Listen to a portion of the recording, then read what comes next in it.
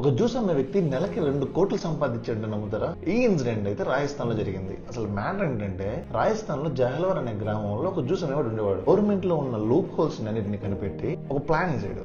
ఆ ప్లాన్ ఏంటంటే అతని విలేజ్ లో ఉన్న 30,000 మంది ఉంటే 30,000 మందిలో ఒక 20,000 మందికి ఫిజికల్ హ్యాండిక్యాప్డ్ అని సర్టిఫికేట్ తీసుకున్నాడు. దీనికి అతను ఒక్కటే కాదు, గవర్నమెంట్ దగ్గర నుంచి కూడా ఆ హై రేంజ్ అఫీషియల్స్ మేనేజ్ చేసి 20,000 మందికి ఫిజికల్లీ హ్యాండిక్యాప్డ్ అని సర్టిఫికేట్స్ తీసుకున్నాడు.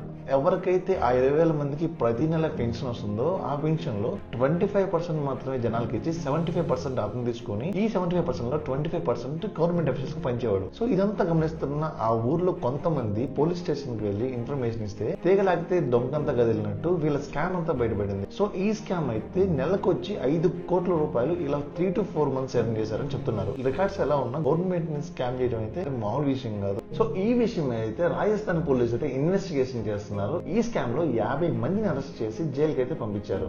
సో ఇలాంటి మోర్ ఇంట్రెస్టింగ్ వీడియోస్ కోసం మన ఛానల్ సబ్స్క్రైబ్ చేయండి. అందరికంటే బాయ్, సైనింగ్ ఆఫ్.